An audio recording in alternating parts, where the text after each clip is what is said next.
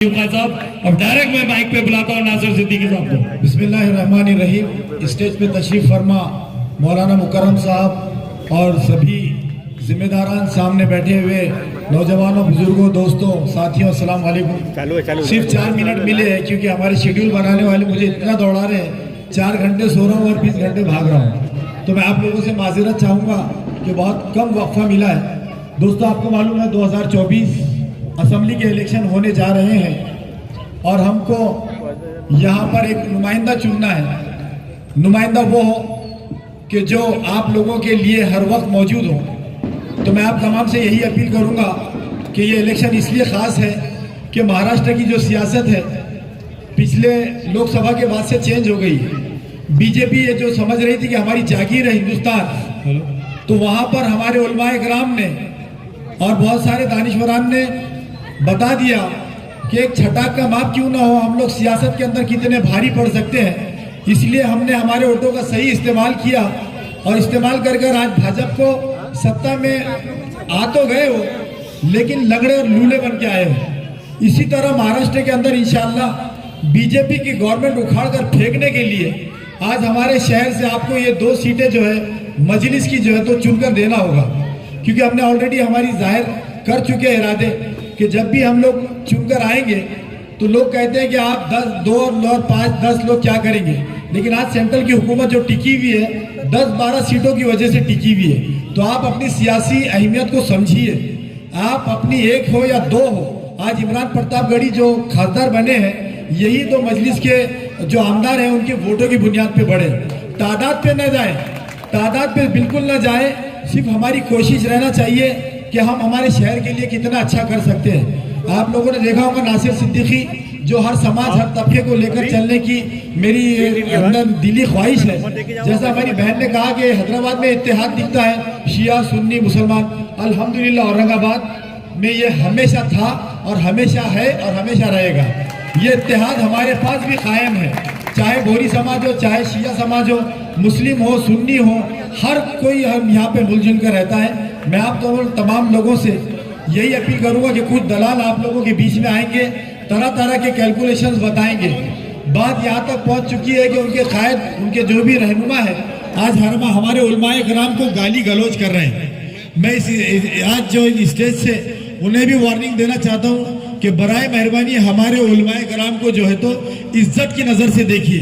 आप होंगे कुछ भी, पता है हमारे को, जो भी होंगे, लेकिन हमारी उलमाओं की इज्जत करेंगे तो हम आपकी इज्जत करेंगे, वरना आप किसी की इज्जत नहीं करेंगे। मैं आप तमाम लोगों को यही अपील करने आया हूं कि आप आने वाली 20 तारीख को अपना एक वोट का इस्तेमाल करें, क्योंकि आप देखिए कि ये वोट न सिर्फ शहर की बल्कि महाराष्ट्र की राजनीति पलटने जा रहा है। 20 तारीख को मेरा निशान जो पतंग है और बटन नंबर 12 है और इंशाल्लाह चुन के भी आ रहा है। तो आप लोगों को मैं ये अपील करने आया हूँ कि आप लोग मुझे एक दिन दीजिए, सिर्फ 20 तारीख का एक दिन दीजिए। मैं इतने जिम्मेदारों के सामने वादा कर रहा हूँ कि आने वाले 5 साल मैं आपके लिए अपने आप को वक्फ कर दूंगा इंशाअल्लाह ताला। शुक्रिया, खुदा हाफिज। मैं आप तमाम भाइयों को मेरी तरफ से, जैदी फैमिली की तरफ से और ख़ास तौर पे मैसेज दिया गया मिर्ज़ा रियाजुल हसन आफंदी उर्फ गोल्डी भाई, जिन्होंने अपील की है आप लोगों से कि आने वाली 20 तारीख को अपना कीमती वोट बटन नंबर 12 सेंट्रल और बटन नंबर 6 ईस्ट में देकर भारी अक्सर से कामयाब करिए। ये मिर्ज़ा रियाजुल हसन आफंदी की तरफ से आप लोग के लिए मैसेज है। और तमाम भाई जो इस्तेमाल करना चाहते थे, आइए ऊपर।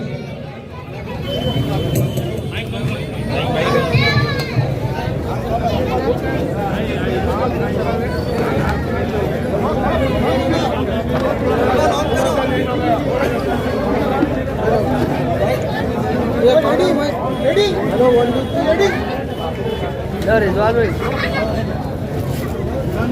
आपका है? हाँ, बंदा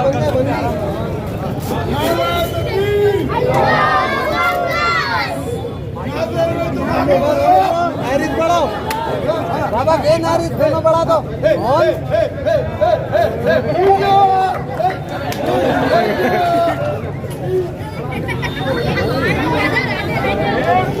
बाबा थोड़ा के आगे इस जलसे को जारी रखते हुए हमारी हैदराबाद से आई हुई बहन सैयदा फलक से कहूँगा कि वो मुख्तसर वक्त में अपनी बात रखें।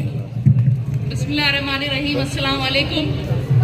सैनशीन पर तशरीफ़ फरमा मंजूर खान साहब, शेख अबरार साहब, अयूब साहब, जवाद जैदी साहब, एजाज जैदी साहब, बहुत लोग हैं स्टेज पे, वक्त की कमी है। यहाँ मौजूद मेरे भाइयों, बुजुर्गों, सुनने वाली मेरी माँ और बहनों,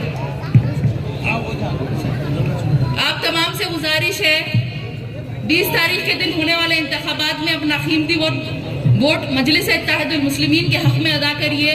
आप लोगों का एक एक वोट जालिम को जवाब देगा, आप लोगों का एक एक वोट बातिल को जवाब देगा, आप लोगों का एक एक वोट मुनाफिकों को जवाब देगा, आप लोगों का एक एक वोट बीजेपी को जवाब देगा, और सबसे ज्यादा जरूरी आप लोगों का एक एक वोट गुस्ताखे रसूल का साथ देने वालों के खिलाफ जाएगा। हम हर चीज तो बर्दाश्त कर सकते हैं, लेकिन हमारे नबी के शान में गुस्ताखी बर्दाश्त नहीं कर सकते। और आप लोगों ने जो इत्तेहाद का मुजाहरा किया था, आप लोगों ने जो गुस्ताखे रसूल के खिलाफ एक ऐतिहासिक रैली दिखा के अपना इत्तेहाद का मुजाहरा किया, ठीक उसी तरह 20 तारीख के दिन आप लोगों को इत्तेहाद का मुजाहरा करना है। और अगर हम बार बार वोट की अपील कर रहे, तो हमारे वोटों की अहमियत इसलिए है मेरे भाइयों, क्योंकि 2 महीने पहले महाराष्ट्र के अहमदनगर में एक रेजोल्यूशन पास किया गया कि अब नए मुस्लिम वोटर्स जो है एनरोल नहीं कर सकते। तो मुस्लिम वोटर्स का रजिस्ट्रेशन भी ये लोग रोक दे रहे, हमको वोट डालने से ये लोग रोकना चाहते हैं। और आज भारत की सियासत में मुसलमानों को जो है मुकम्मल खत्म करने की कोशिश की जा रही है।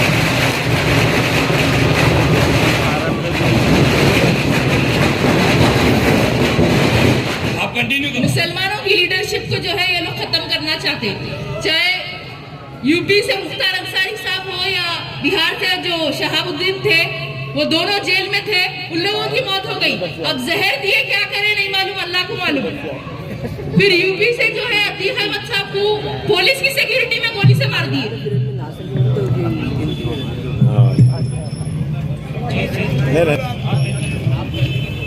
पिछले महीने जो है मुंबई में बाबा सिद्दीकी साहब को जो है मार दिए, शूट कर दिए।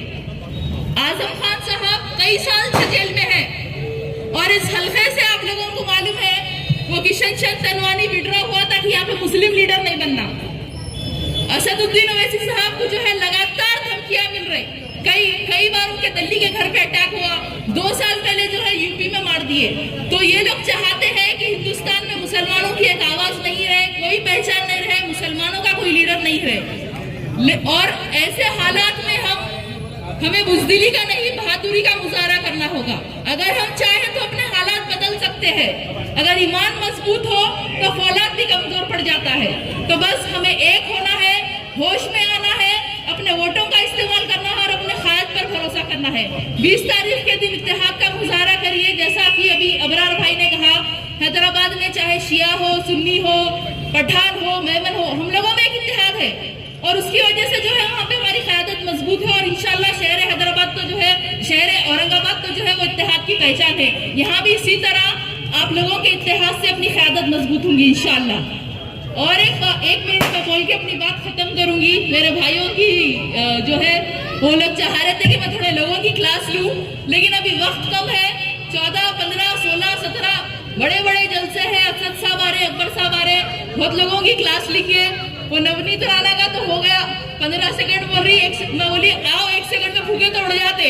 1 सेकंड होना बस, 10 साल से उनका वक्त है, 15 सेकंड कर रहे, मैं बोली आओ 1 सेकंड में भूखे तो उड़ जाते। सब वो छोटे रिचार्ज की तो जरूरत ही नहीं है भाई, सब जने क्लास ले लिए, छोटा ही है, उन्हें कुछ भी नहीं कर ले सकता। फडणवीस की एक बात बोल के खत्म करूंगी। फडणवीस बहुत बौखला गया, अपना दिमागी संतुलन खो दिया। वो एक दिन आम खास मैदान में बोली थी, उसके बाद ओवैसी बोल रहे हूँ, समझ में नहीं आ रहा हूँ। बहरहाल टखलू भी आने वाला है योगी, सबकी क्लास लेंगे, आप लोग आइए शिरकत करिए। शुक्रिया। अब इसके बाद में हमारे हैदराबाद से आए हुए मुंबई जलसे की कार्रवाई को आगे जारी रखते हुए आवाज दे रहा हूँ ऑल इंडिया मजलिस इत्तेहादुल मुस्लिमीन के शहर सदर जनाब शारिक नक्शबंदी साहब से मेरी गुजारिश है कि वो आए माइक पर और अपने ख्यालात का इजहार करें।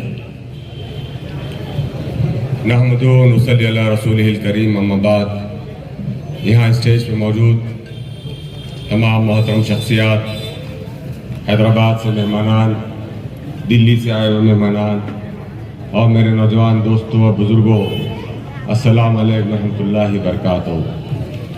आपको पता है कि आज जिस मकसद के साथ हम एक जगह जमा हुए हैं, वो मकसद यही है कि आने वाली 20 तारीख को महाराष्ट्र की असेंबली में, जहां मेरे और आपके मुस्तकबिल के फैसले होते हैं, उस ऐवान में, उस असेंबली में हम अपना नुमाइंदा भेजें और उस नुमाइंदे को किस तरीके से भेजें, किस इत्तेहाद के साथ भेजें। आज यही अपील और यही दरख्वास्त लेकर हम आपके सामने आए हैं। यहाँ बड़ी तादाद में मेरे अपने नौजवान दोस्त और भाई हैं।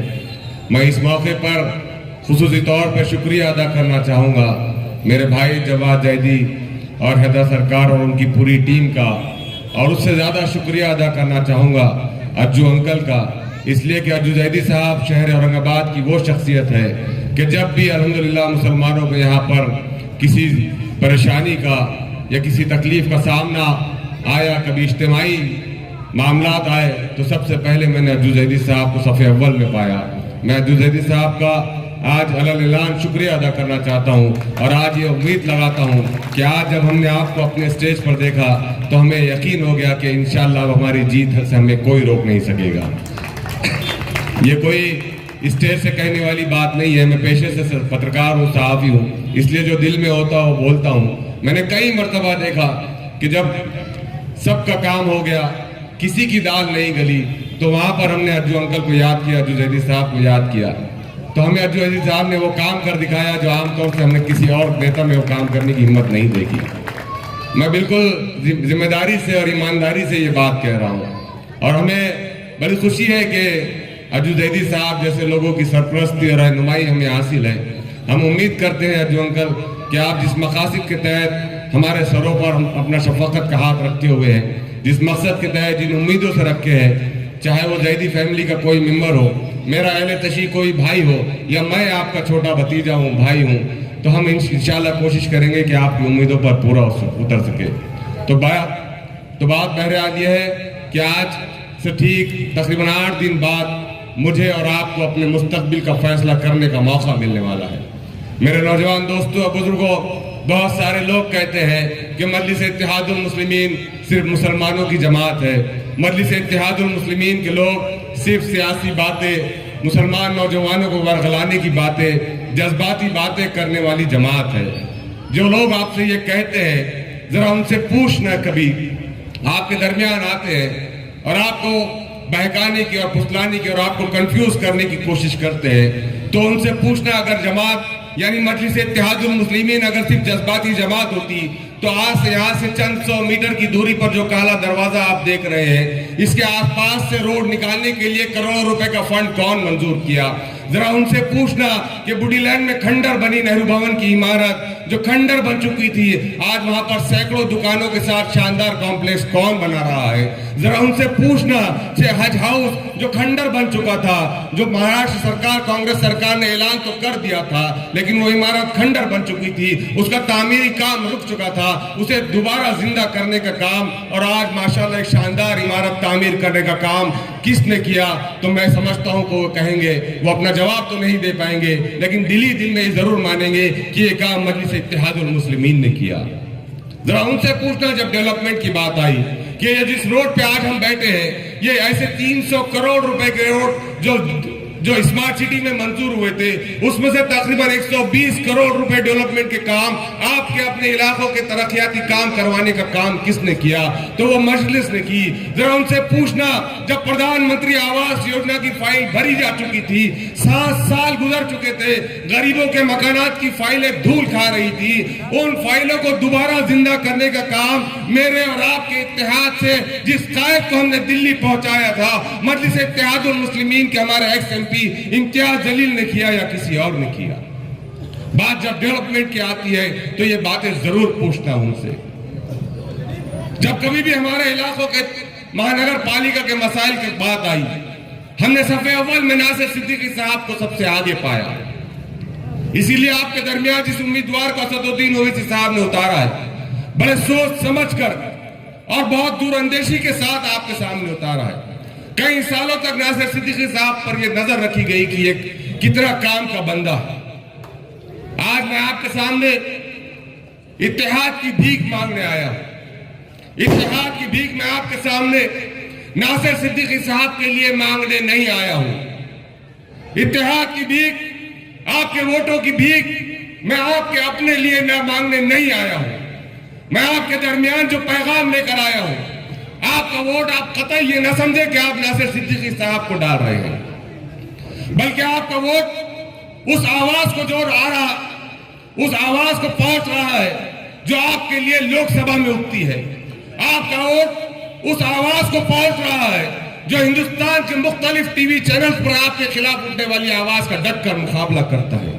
आपका वोट उस शख्स को जा रहा है जो ट्रिपल तलाक जैसे बिल को मोदी के मुंह पर फाड़ कर फेंकता है। तो ये मत समझिए कि आपका वोट नासिर सिद्दीकी साहब को जा रहा है, बल्कि आपका वोट आपके खिलाफ उठने वाली आवाज को ताकत फराहम करने के लिए जा रहा है। बहुत सारे लोग आपके दरमियान अनकरीब आने वाले हैं, आपके वोटों को खरीदने की कोशिश की जाएगी।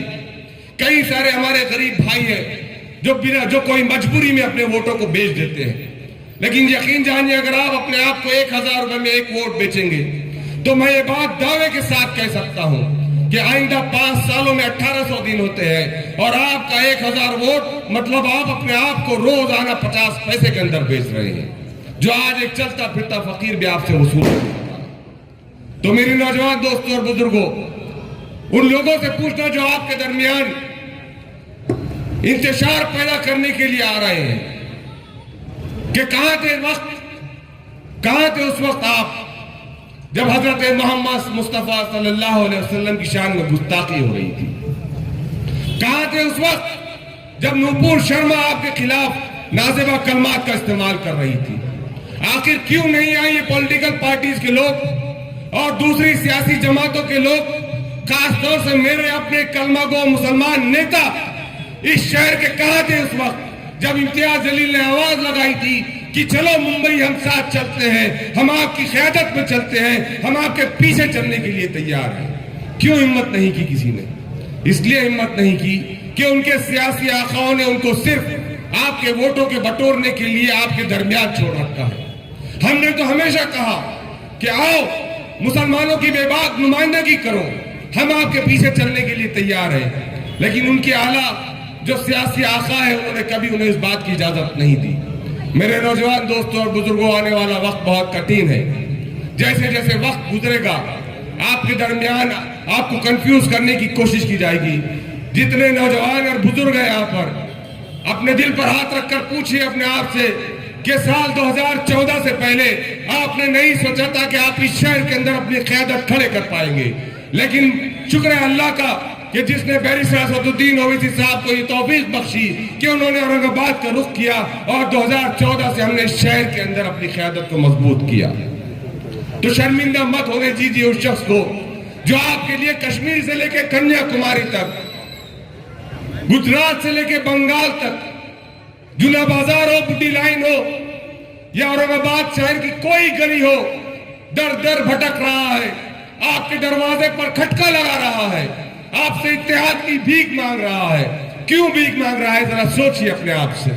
वो चाहता है कि इस मुल्क के अंदर, इस शहर के अंदर जैसी दूसरी कौमों के बच्चे पढ़ रहे हैं वैसे हमारी कौम के बच्चे भी पढ़े। जैसे दूसरी कौमों को मराहत मिल रही है, सहूलियात मिल रही है, वैसे आपको भी मिले। अगर 20 नवंबर को हमने अपने इत्तेहाद का मुजाहरा नहीं किया तो फिर वही फिस्ताई ताकतें यहाँ पर अपने उरूज की तरफ बढ़ेगी। वही फिस्ताई ताकतें आपको दोबारा आंखें बताने की कोशिश करेंगी। हम बस यही चाहते हैं आपसे, कल जब ये मासूम बच्चे आपसे पूछे या मेरा बेटा मुझसे पूछे कि बताओ जब आपके वक्त में जुल्म और नाइंसाफी का दौर चल रहा था, उस वक्त आपने जुल्म और नाइंसाफी को रोकने के लिए क्या किया था, तो कम से कम मेरे पास बोलने के लिए जगह होनी चाहिए कि बेटा उस वक्त हमने हक का साथ दिया था, हमने मजलिस इत्तेहादुल मुस्लिमीन का साथ दिया था। हम यही एहसास आपके अंदर पैदा करने के लिए और यही दर्दमंदाना अपील आपसे करने के लिए आए हैं कि चाहे कोई आ जाए, कितना ही इंतशार पैदा करने वाले आ जाए, उस शख्स को देखना जो आपके लिए गली गली घूम रहा है, उस आवाज को देखना जो आज हिंदुस्तान के हर बड़े से बड़े दुनिया के हर बड़े से बड़े टीवी चैनल पर आपके लिए लड़ाई लड़ता है। क्या उसकी फैमिली नहीं है? क्या उसका अपना कारोबार नहीं है? क्या उसका दिल नहीं बोलता कि कुछ वक्त खानदान के साथ गुजार लेना है? लेकिन क्या वजह है कि आपके लिए, मेरे लिए गली गली घूम रहा है? तो उसको शर्मिंदा मत करना मेरे भाइयों। मैं आपसे एक वादा तो जरूर करता हूं नासिर सिद्दीकी साहब के गायब आने में, कि नासिर सिद्दीकी साहब जो नुमाइंदा आपके दरमियान जमात ने भेजा है, पिछले 5-7 सालों का जो मेरा तजुर्बा उनके साथ रहा है, आपके लिए हर वक्त 24 घंटे तैयार रहने वाला नुमाइंदा है। उसकी अपनी सकत, उसकी अपनी ताकत के हिसाब से उसने हर मुमकिन करने की कोशिश की है। बस 20 नवंबर को याद रखिए कि इत्तेहाद के साथ आपको वोट करना है। अगर मैं भाषण करूंगा, आप तकरीर सुनेंगे, नासिर साहब आएंगे, अपनी बात करेंगे और चले जाएंगे और हम एक दूसरे की तारीफ करते बैठेंगे। असदुद्दीन ओवैसी साहब को हम यूट्यूब पर देखेंगे, वाहवाही करेंगे, अकबरुद्दीन ओवैसी साहब को देखेंगे और वाहवाही करेंगे, तो इससे हमारी लीडरशिप नहीं खड़े होगी। लीडरशिप अगर खड़े होगी तो आपके मुत्तहदा वोटों से खड़े होगी। और एक बात याद रख लीजिए, जमहूरियत में उन्हीं कौमों की तादाद, उन्हीं कौमों को अहमियत दी जाती है जिनके सरों की तादाद ज्यादा होती है, जिनके वोटों की तादाद ज्यादा होती है। तो 20 नवंबर को बराए मेहरबानी अपना ज्यादा से ज्यादा वोट 20 नवंबर को पतंग के हाथ में लगाए। बटन नंबर 12 मशीन के ऊपर दिया गया है, उस बटन नंबर 12 पर ज्यादा से ज्यादा तादाद में वोट करें, ताकि इस शहर औरंगाबाद में हम अपनी क़यादत को कंटिन्यू कर सके। मुझे यहाँ पर जवाब जैदी आपने बुलाया, बोलने का मौका दिया, उसके लिए बहुत बहुत शुक्रिया। मैं माजरत चाहूंगा, मुझे दूसरे जलसे में भी जाना है, मैं मेहमानान से माजरत चाहूंगा, इसके लिए मैं उधर निकल रहा हूँ। बहुत बहुत शुक्रिया, जज़ाकल्लाह खैर। बहुत बहुत शुक्रिया। माइक पर आए और इसी के साथ डाइस पर हमारे ऑल इंडिया मजलिस इत्तेहादुल मुस्लिमीन के हैंडीकैप के सदर जनाब मोहसिन खान साहब भी यहाँ तशरीफ फरमाए। जोरदार तालियों से उनका इस्तकबाल कीजिए। एक अच्छा कार्यक्रम ऑर्गेनाइज किया है यहाँ पर मिर्ज़ा हैदर सरकार और हमारे जवाद जैदी और उन्हीं का सब मित्र मंडल ने।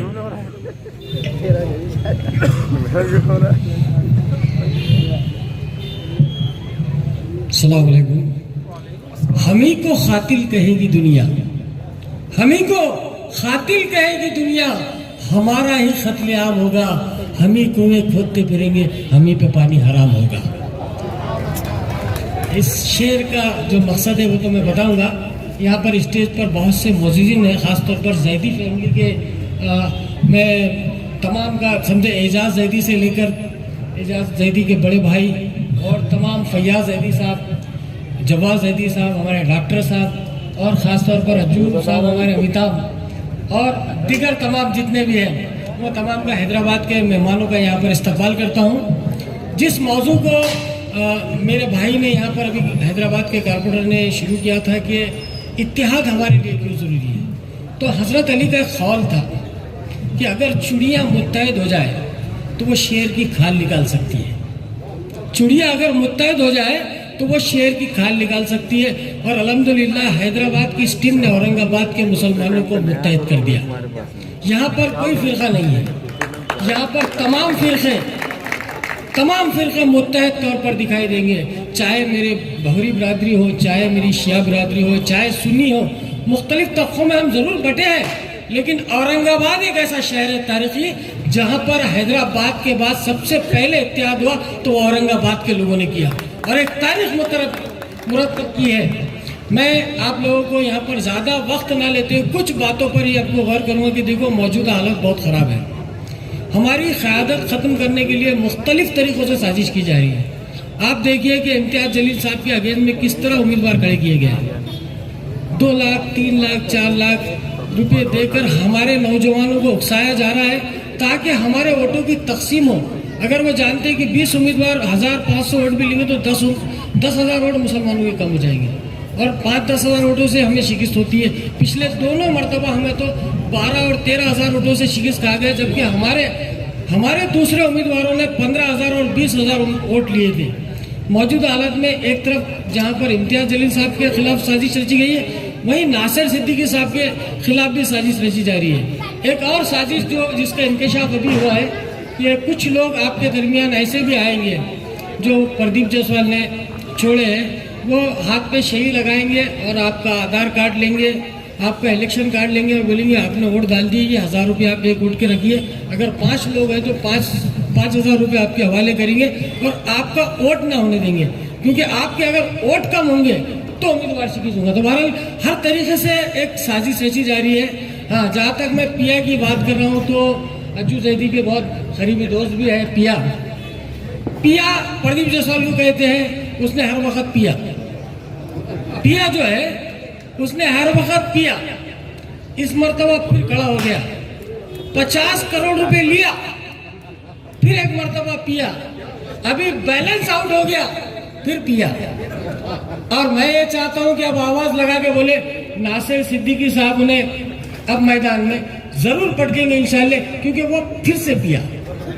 तो अब आपकी ये ख्वाहिश है, हमारी ये ख्वाहिश है कि मौजूदा हालात में हमें मुत्तहद होकर तमाम तबकात को एक साथ लाना है, क्योंकि जब तक हम ये नहीं लाएंगे तो लोग हमारे खिलाफ इस तरह की साजिश कहेंगे कि एक बारीक 5 वाला पेप्सी पानी का पौच ये कहता है कि मुसलमानों को तो मस्जिद में घुस के मारेगा। दूसरा चिल्लर एक जिसका एक एमएलए चुन के आया था, वो हमको धमकी दे रहा है कि हमारे मसाजिद से लाउड स्पीकर निकालेगा। मैं ये बिल्कुल वादे के साथ दावे के साथ कहता हूँ, यह मजलिस जीत जाए तो उनका बाप भी आ जाएगा तो किसी मस्जिद के लाउड स्पीकर को हाथ नहीं लगा सकता इंशाल्लाह।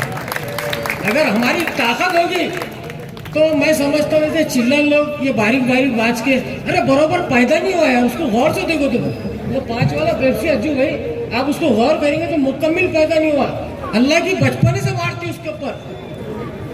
और वो मुसलमानों के ताल्लुक से मैंने उसका एक स्टेज प्रोग्राम देखा, वो उसने बोलते उसकी आवाज बैठ गई और बिल्कुल ऐसा कर रहा है कि अब क्या करूं, क्या बोलूं, क्या नहीं करूं, इस तरह के अंदाज कर रहा। खैर इस तरह की बातें मुझे नहीं करना चाहिए, लेकिन अब जलील लोग खान लोग अगर इस तरह की बातें कर रहे हैं तो मुनासिब तरीका है कि उन्हें जवाब दिया जाए। तो मैं तो जवाब देने की कोशिश कर रहा हूँ। दूसरी बात देखिए, एक साजिश और एक रची गई है कि कल ही एक अखबार में आया था कि तकरीबन 100 से ज़्यादा उम्मीदवार हर मुस्लिम इलाके में छोड़े गए जहाँ पर मुसलमान चुन के आ सकते हैं, चाहे मुंबई हो।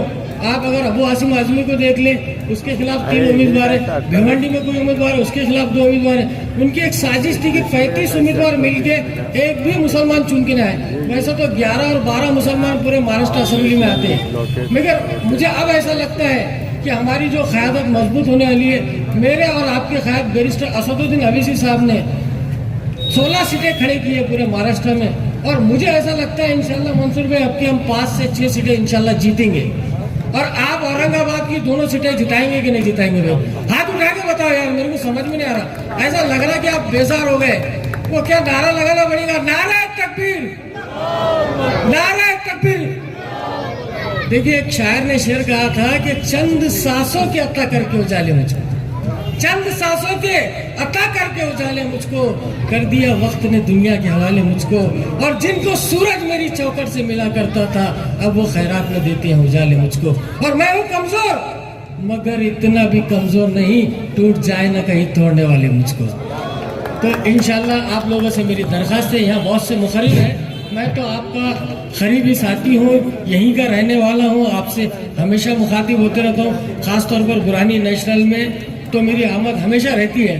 तो मैं आप लोगों से एक रिक्वेस्ट करना चाहता हूँ कि जो लोग पूर्व में रहते हैं, मशरक़ी हल्के में रहते हैं, उनसे मेरी दरख्वास्त है कि वहाँ पर हमारा उम्मीदवार इम्तियाज़ जलील साहब है, एक ऐसा क़ायद है जिसने हिंदुस्तान में औरंगाबाद का नाम मशहूर किया है, जिसने पूरी दुनिया को ये बोलने पर मजबूर किया है कि अगर नबी की शान में कोई गुस्ताखी करता है तो औरंगाबाद से एक लीडर निकलकर तमाम को लेकर बम्बई में ललकारता है। वो इम्तियाज़ जलील को पूर्व से कामयाब करना है। उनका बटन नंबर है 6, जबकि हम यहाँ पर नासिर सिद्दीकी के स्टेज पे खड़ा हूँ, नासिर सिद्दीकी का बटन नंबर है 12, और आपको इंशाल्लाह उस बुंगारी के 12 बजाना है।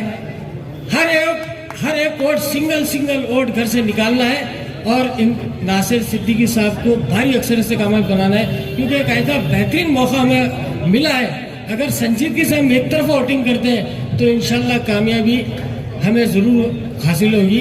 किसी शायर ने कहा था, एक शेर कहते हो अपनी जगह लेता हूँ, कि हम सायादार पेड़ ज़माने के काम आए, हम सायादार पेड़ ज़माने के काम आए, और जब सूखने लगे तो जलाने के काम आए, और तलवार की मियान कभी फेंकना नहीं, मुमकिन है दुश्मनों को डराने के काम आए। वाह वाह